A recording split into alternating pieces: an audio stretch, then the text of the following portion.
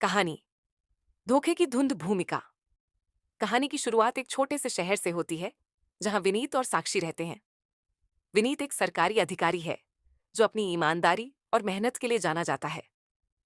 साक्षी एक गृहिणी है जो बेहद सुंदर और आकर्षक है।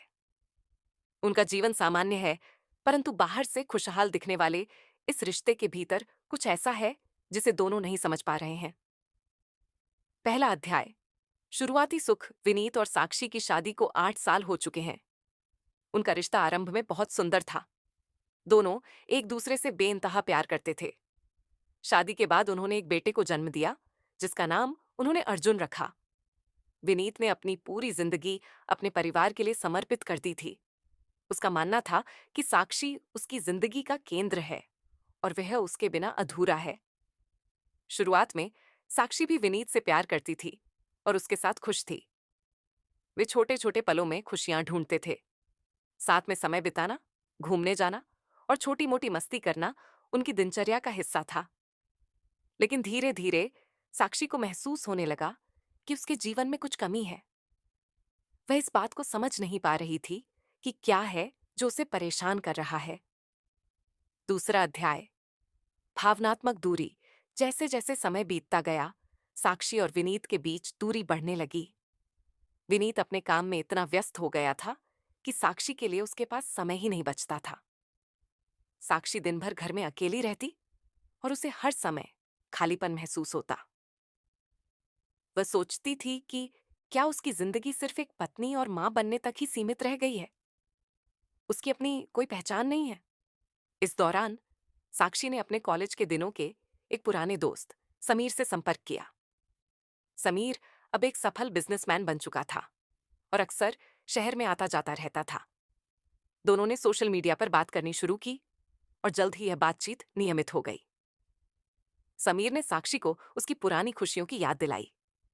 वह साक्षी की तारीफ करता और उसे उस ध्यान का एहसास दिलाता जो वह विनीत से मिस कर रही थी। तीसरा अध्याय।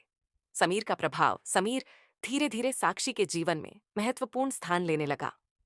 उसकी बातें, उसकी सोच और उसका स्वभाव, सब कुछ साक्षी को बहुत भाने लगा। वह समीर से मिलने लगी और यह मिलना जल्द ही एक गहरे रिश्ते में बदल गया। साक्षी खुद को समीर के साथ सुरक्षित महसूस करने लगी। वह समझ नहीं पा रही थी कि वह क्या कर रही है, लेकिन उसे समीर के साथ बिताए हुए पल बेहद खास लगते थे। समीर भी साक्षी की ओर आकर्षित हो गया था। उसने उसे वह सब कुछ दिया जो वह विनीत से नहीं पा रही थी। ध्यान, प्यार और भावनात्मक समर्थन। समीर ने साक्षी को खुद की पहचान दिलाई और उसे अपने साथ पूरी तरह से जोड़ लिया। धीरे धीरे साक्षी ने समीर के साथ अपनी भावनाओं को और भी गहरा कर लिया। चौथा अध्याय। रिश्ते में दरार।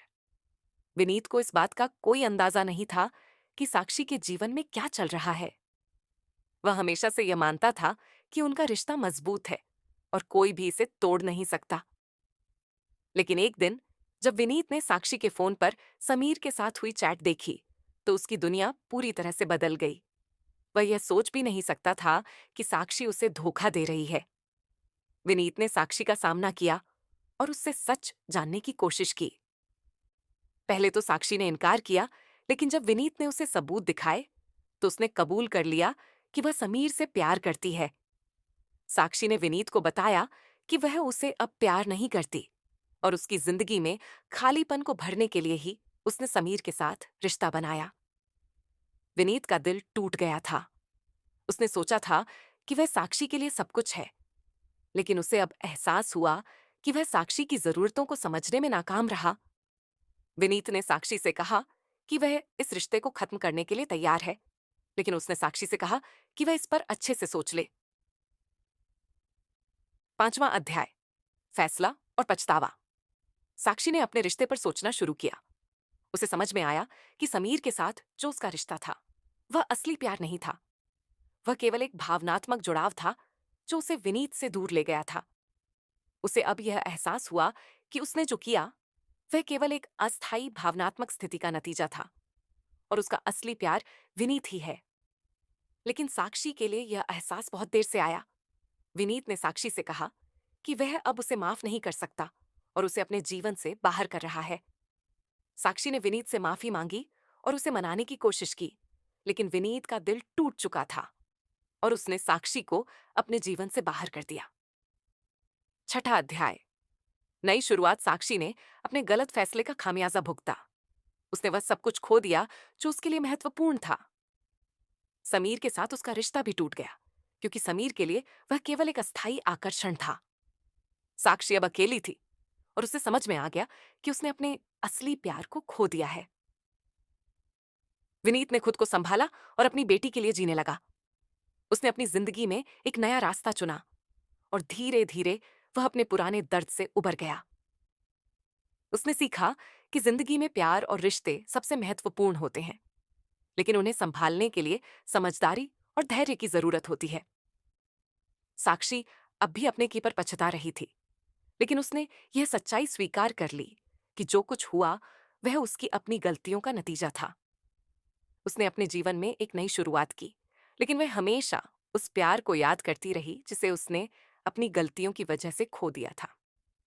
सीख।